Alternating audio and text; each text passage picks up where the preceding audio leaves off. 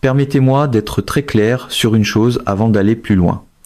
Ce que je vais vous exposer n'est pas un commentaire. Ce n'est pas une opinion déguisée en analyse. C'est un examen médico-légal d'un effondrement militaire. Le type d'effondrement qui ne s'annonce pas par une seule bataille spectaculaire, mais qui s'infiltre par la porte arrière de la logistique, des chaînes d'approvisionnement et de cette architecture invisible dont toute armée moderne dépend pour respirer. Restez avec moi tout au long de cette analyse, parce qu'à la fin vous comprendrez quelque chose que la plupart des gens, y compris la plupart des gens à Washington, n'ont toujours pas pleinement saisi.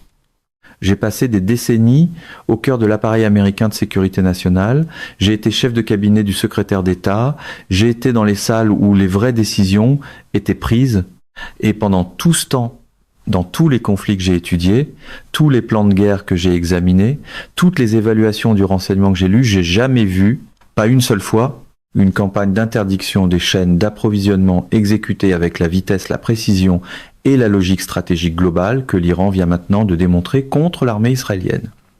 Ce qui s'est produit en 5 jours sera étudié dans les écoles de guerre pendant toute une génération, non pas parce que c'était spectaculaire, mais parce que c'était dévastateur, presque chirurgicalement complet. 5 jours. Laissez ce chiffre résonner un instant. Depuis la première frappe contre l'infrastructure logistique principale d'Israël, jusqu'au moment où 120 000 soldats israéliens déployés se sont retrouvés dans des positions d'où ils ne pouvaient plus avancer, où ils ne pouvaient plus être ravitaillés, et d'où ils ne pouvaient plus être extraits en sécurité. 5 jours. 5 jours entre le premier impact de précision sur le terminal de carburant du port d'Ashdod et l'évaluation interne de l'armée israélienne selon laquelle les opérations offensives soutenues n'étaient plus supportables avec les niveaux actuels d'approvisionnement.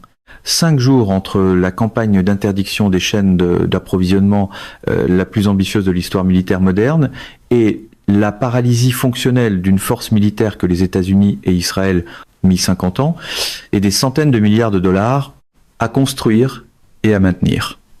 Ce que je vais faire dans cette analyse, c'est répondre aux questions qui comptent vraiment. Pas les questions que posent les chaînes d'information câblées, les vraies questions. Comment l'Iran a-t-il identifié, ciblé et éliminé 90% des voies d'approvisionnement de l'armée israélienne dans une seule campagne opérationnelle coordonnée ? Que révèle l'enchaînement de cette campagne sur la profondeur et la durée de la planification stratégique iranienne? Que signifie réellement l'effondrement d'une chaîne d'approvisionnement en termes humains et opérationnels pour 120 000 soldats?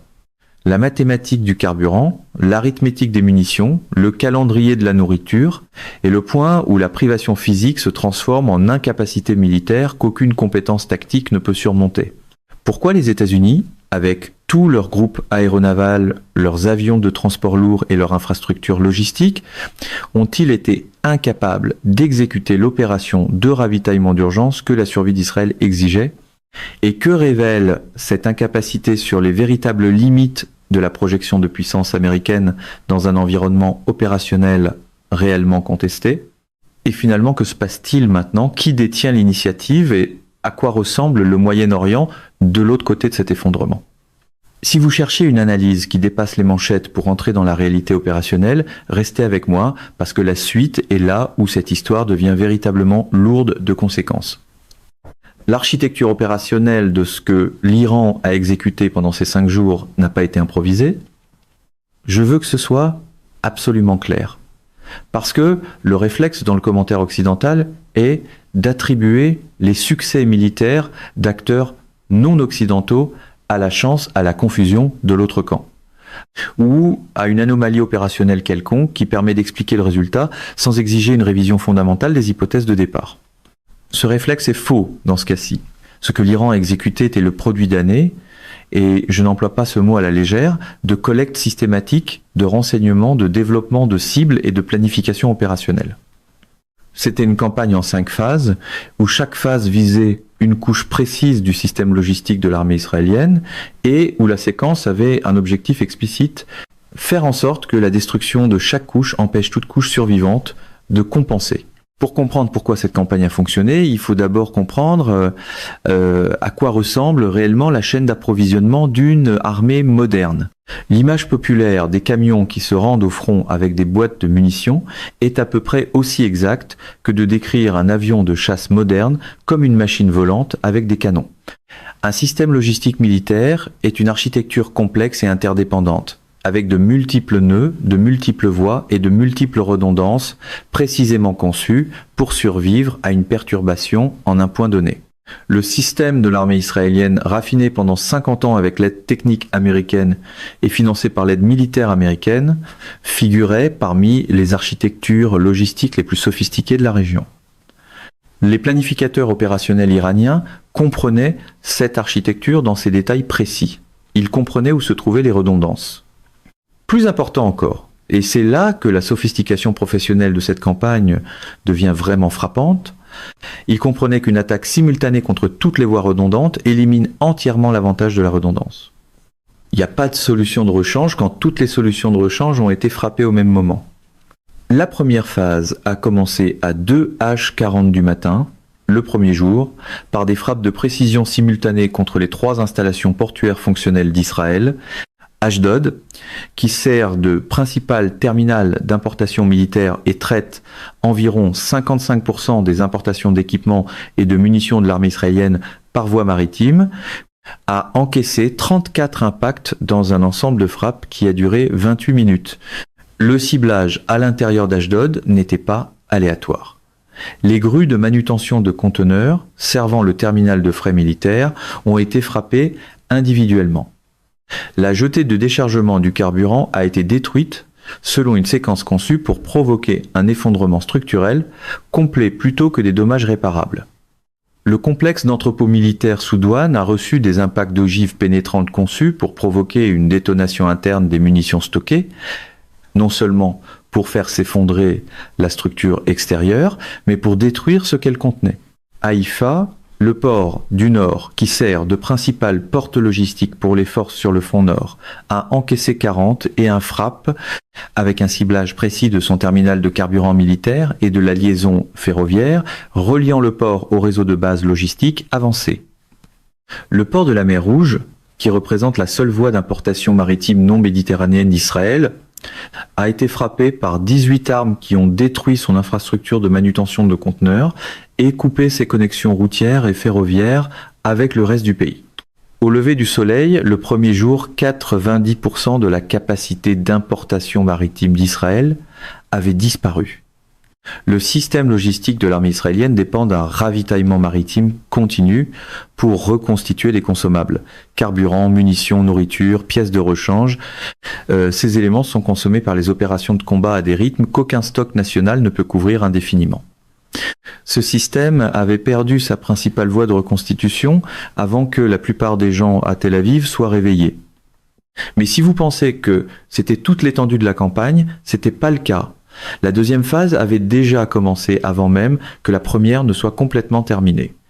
La deuxième phase a ciblé le réseau logistique terrestre reliant les lieux de stockage israéliens survivants à ses forces déployées à l'avant, 12 grands passages routiers sur pont, situés sur les routes logistiques principales entre le complexe central de stock et les fronts opérationnels nord et sud, ont été frappés par des armes de précision qui ont provoqué un effondrement structurel au niveau du tablier des ponts.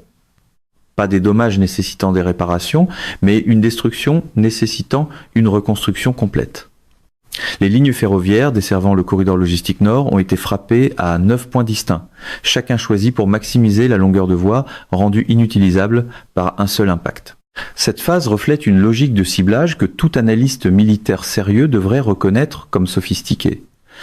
Plutôt que d'attaquer les véhicules sur la route, une tactique coûteuse sur le plan opérationnel et qui ne produit qu'une perturbation temporaire, les planificateurs iraniens ont attaqué l'infrastructure que ces véhicules doivent utiliser. Un pont détruit ne peut pas être contourné par une autre route lorsque chaque pont sur chaque route de rechange a aussi été détruit.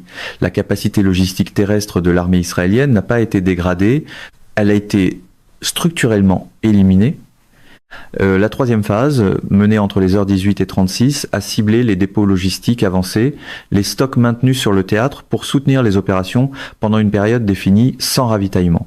Ces installations sont durcies, elles sont dispersées, leurs emplacements comptent parmi les secrets de sécurité opérationnelle les mieux gardés du système de l'armée israélienne. Le fait que les bases de données de ciblage iraniennes comprenaient des données de localisation exactes pour la majorité de ces installations constitue en soi un constat dont les implications en matière de renseignement dépassent largement la situation militaire immédiate. 11 des 14 dépôts logistiques avancés identifiés d'Israël ont été frappés. Les 3 qui ont survécu l'ont fait parce qu'ils étaient situés dans des zones urbaines où le calcul des dommages collatéraux limitait le paquet de frappe. Une contrainte que les planificateurs iraniens semblent avoir consciemment intégrée. L'inventaire des dépôts survivants représentait une disponibilité d'approvisionnement de 3 à 7 jours au taux de consommation actuel, et cette horloge tournait déjà. Et c'est ici que les choses prennent une tournure sérieuse. La quatrième phase a visé la voie de ravitaillement d'urgence que les planificateurs américains et israéliens avaient identifié comme principal mécanisme de compensation face à l'interdiction maritime et terrestre, la logistique aérienne. Les pistes de l'aéroport international Ben Gourion, qui sert de principal point d'entrée pour le fret militaire livré par avion, ont été frappées à 6 points distincts avec des ogives pénétrantes conçues pour provoquer des détonations souterraines, créant des cratères résistants aux réparations d'urgence. L'aéroport Ramon, dans le sud, l'installation secondaire de logistique aérienne, a été frappée simultanément. Les terrains d'aviation militaire de Nevatim et Tel Nof, qui disposent de pistes capables de recevoir des avions de transport lourds, avaient déjà été rendus non opérationnels lors des frappes précédentes contre les bases de l'armée israélienne. À la fin de la quatrième phase, Israël ne disposait plus d'aucun terminal de fret aérien fonctionnel capable de recevoir les avions de transport lourds nécessaires à un ravitaillement militaire d'urgence. Le pont aérien dont Washington avait besoin pour exécuter un ravitaillement d'urgence n'existait pas. Et Washington, c'est là que ça compte, n'a pas créé ce problème pour lui-même. Ce problème lui a été créé. La cinquième phase n'était pas une action opérationnelle distincte. C'était une campagne soutenue de frappes ciblées contre les tentatives de réparation, les improvisations logistiques d'urgence et toute voie d'approvisionnement de rechange émergente. Lorsque des unités du génie israélien ont tenté de réparer d'urgence 2 des passages routiers détruits, des frappes subséquentes ont détruit l'équipement de réparation et les travaux partiellement achevés. Lorsque des navires commerciaux ont tenté d'approcher Ashdod au moyen d'arrangements de transfert improvisés, les moyens d'interdiction ont clairement fait comprendre que l'approche n'était pas viable. Le message de la cinquième phase était sans ambiguïté. L'interdiction de la chaîne d'approvisionnement n'était pas un événement ponctuel. C'était une condition opérationnelle soutenue qui serait imposée jusqu'à ce que les objectifs stratégiques qui l'avaient motivé soient atteints. La plupart des gens qui analysent cette situation s'arrêtent à la mécanique militaire. Et c'est exactement pourquoi ils ratent ce que je vais expliquer maintenant. La froide arithmétique de ce que signifie l'effondrement d'une chaîne d'approvisionnement pour 120 000 êtres humains en conditions de combat actif est la partie de cette histoire qui a reçu le moins d'attention sérieuse. Et c'est la partie qui détermine le plus directement ce qui arrive ensuite. Une brigade blindée de l'armée israélienne en opérations actives consomme environ 180 000 litres de carburant diesel par jour à travers tous ses véhicules organiques, chars, véhicules de combat d'infanterie, tracteurs d'artillerie, équipements du génie, camions, logistique. Israël compte environ 8 brigades blindées actuellement déployées en configuration opérationnelle.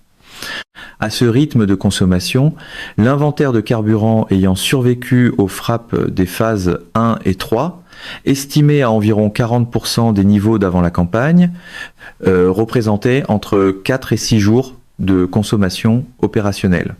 Au 5e jour, la disponibilité du carburant était tombée sous le seuil minimal requis pour soutenir des opérations offensives.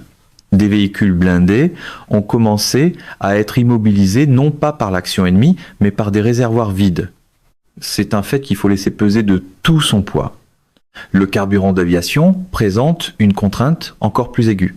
Les opérations aériennes de l'armée israélienne consomment environ 2-4 millions de litres de carburant d'aviation par jour au taux actuel de sorties aériennes. L'inventaire survivant de carburant d'aviation après les frappes portuaires et la destruction des dépôts était évalué à environ 8 jours de consommation. Au 5e jour, les taux de sortie aérienne avaient été réduits de plus 60% à mesure que les protocoles de conservation du carburant étaient mis en œuvre. Les F-35, qui représentent la plateforme de frappe la plus capable d'Israël, les appareils dont dépend la doctrine opérationnelle de l'armée israélienne pour les missions de frappe en profondeur, étaient utilisés à une fraction de leur tempo opérationnel. Leur mission était rationnée en fonction d'un approvisionnement en carburant dont le compte à rebours était visible.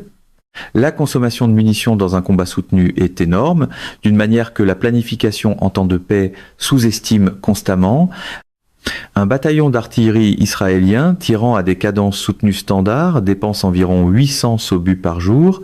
Multipliez cela par les systèmes d'artillerie déployés sur 5 fronts actifs. Ajoutez la consommation de munitions de canon principales des chars, d'obus de mortier, de missiles anti-chars et de munitions guidées de précision dont dépend le combat moderne.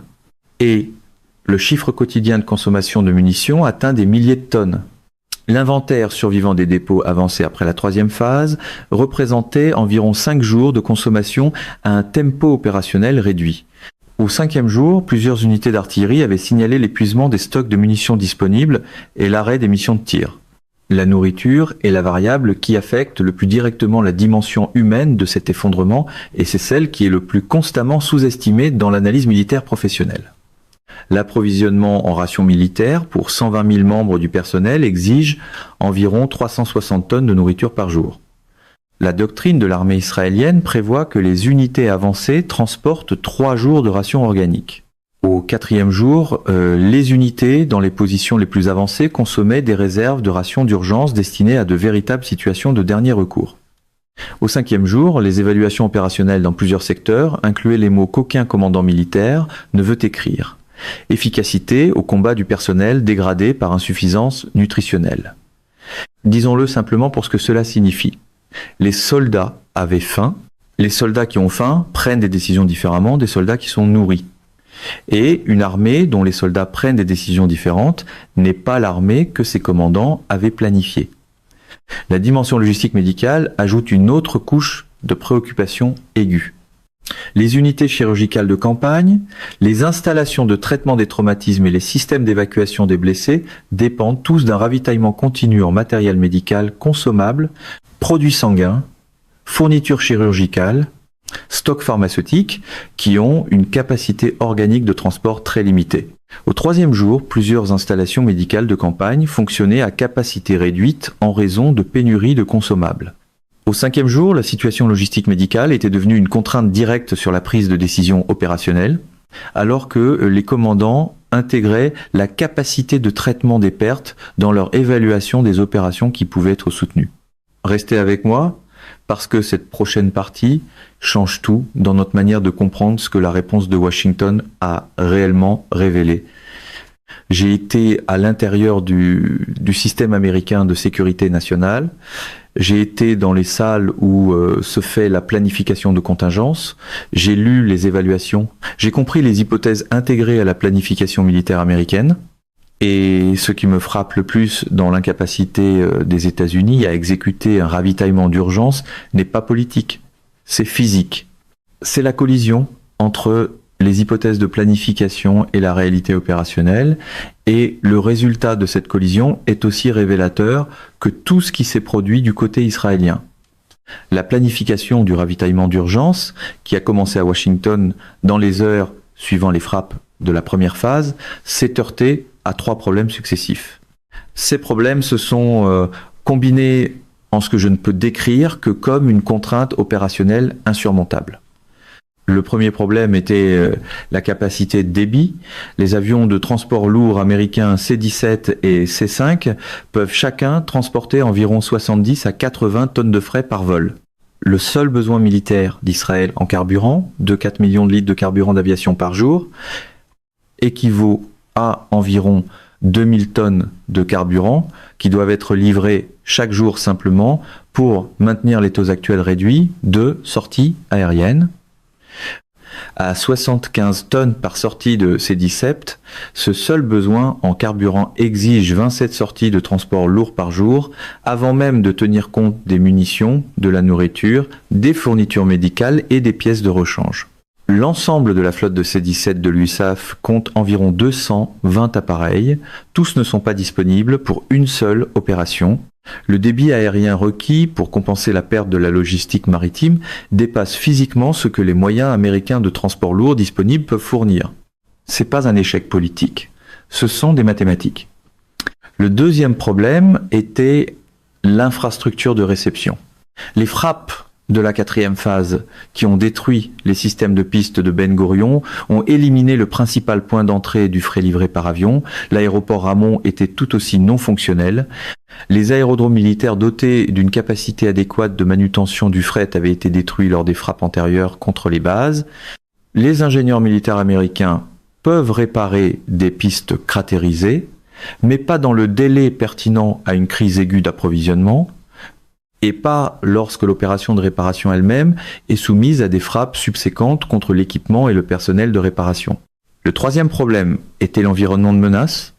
Les C-17 américains livrant des fournitures d'urgence sont de gros appareils, lents, visibles au radar, qui nécessitent un espace aérien permissif pour opérer en sécurité.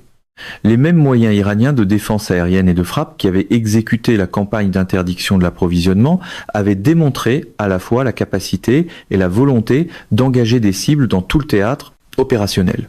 Faire entrer des avions de transport lourd dans un environnement de menace non permissif, sans escorte de chasseurs, n'est pas une option viable. Fournir une escorte de chasseurs exige les bases aériennes fonctionnelles que la campagne avait déjà détruites. La dépendance circulaire est complète et ne se résout pas rapidement. Le Pentagone n'était pas sans voix parce qu'il manquait de volonté. Il était mis en échec sur le plan opérationnel parce que la campagne iranienne avait été précisément conçue et non accidentellement organisée pour vaincre la réponse américaine de ravitaillement avant que la planification américaine du ravitaillement puisse passer de l'évaluation à l'exécution. Voilà la sophistication stratégique de ce que l'Iran a accompli. Il n'a pas seulement attaqué Israël. Il a attaqué la garantie américaine qui sous-tend la sécurité d'Israël et il l'a fait avec suffisamment de précision pour rendre cette garantie opérationnellement vide de sens sans déclencher la riposte militaire américaine directe qui aurait fait basculer le conflit à un tout autre niveau. Ce que j'ai observé en étudiant l'effondrement militaire pendant des décennies, et je veux être prudent ici, parce que ce sujet exige de la précision plutôt que du drame, c'est que les armées ne s'effondrent pas lorsqu'elles manquent de fournitures. Elles s'effondrent lorsqu'elles perdent la conviction que les fournitures finiront par arriver. La réalité physique des caisses de munitions vides et des réservoirs de carburant à sec est grave, mais elle demeure survivable si les soldats qui tiennent ces positions croient que le ravitaillement est imminent et que leur sacrifice en tenant jusqu'à son arrivée sert un objectif qui en justifie le coût. Lorsque cette conviction s'évapore, lorsque le soldat en position avancée comprend que les ports sont détruits, que les routes sont impraticables, que les aérodromes sont cratérisés et que les Américains ne peuvent pas passer, la cohérence organisationnelle qui soutient la performance militaire commence à se dissoudre d'une manière qu'aucune formation tactique ne peut inverser. Le contraste entre la condition psychologique des forces iraniennes qui mènent cette campagne et celle des forces israéliennes qui l'encaissent reflète une asymétrie fondamentale qui va plus loin que toute comparaison d'armes. Les planificateurs opérationnels iraniens ont exécuté cette campagne depuis une position d'initiative stratégique. Ils ont choisi le moment, sélectionné les cibles, contrôlé l'enchaînement et maintenu la cohérence opérationnelle d'une campagne complexe en 5 phases sur 5 jours, sans la perturbation du commandement qui aurait compromis une organisation moins disciplinée. La culture militaire iranienne a été façonnée par quelque chose de précis et de lourd de conséquences. L'expérience d'avoir survécu, de s'être adapté et d'avoir finalement prévalu contre une pression spécifiquement conçue pour la briser. 50 ans de sanctions, d'assassinats de hauts commandants, de sabotage d'installations industrielles et de menaces militaires continuent n'ont pas produit une institution démoralisée. Ils ont produit une institution avec une conviction profondément intériorisée, selon laquelle la pression externe, quelle qu'en soit la gravité, est un problème à résoudre plutôt qu'une condition à accepter. Cette conviction, exprimée sur le plan opérationnel par la volonté d'exécuter des opérations complexes, soutenues et à haut risque contre des cibles fortement défendues, constitue la fondation humaine de la capacité militaire qui vient de faire s'effondrer la chaîne d'approvisionnement de l'armée israélienne. Mon évaluation, et je veux l'énoncer aussi clairement que possible, est que ce qui vient de se produire au Moyen-Orient n'est pas une bataille qui a mal tourné pour un camp. C'est la preuve opérationnelle d'une transition stratégique qui se construit depuis 2 décennies et que l'establishment occidental de politique étrangère a constamment refusé de reconnaître. Parce que cette reconnaissance aurait exigé une révision fondamentale des hypothèses sur lesquelles toute son architecture stratégique était bâtie. L'Iran a maintenant démontré à grande échelle qu'il possède la capacité de frappe de précision, la doctrine opérationnelle et la volonté stratégique de mener des campagnes soutenues d'interdiction contre des infrastructures critiques avec un degré d'exhaustivité et une vitesse que les modèles de planification occidentaux n'avaient pas évalué comme opérationnellement réalisables. Mesdames et messieurs, notre émission d'aujourd'hui s'arrête ici. Nous vous invitons à partager votre avis personnel dans la section des commentaires ci-dessous. Perspective politique vous salue et vous donne rendez-vous très bientôt.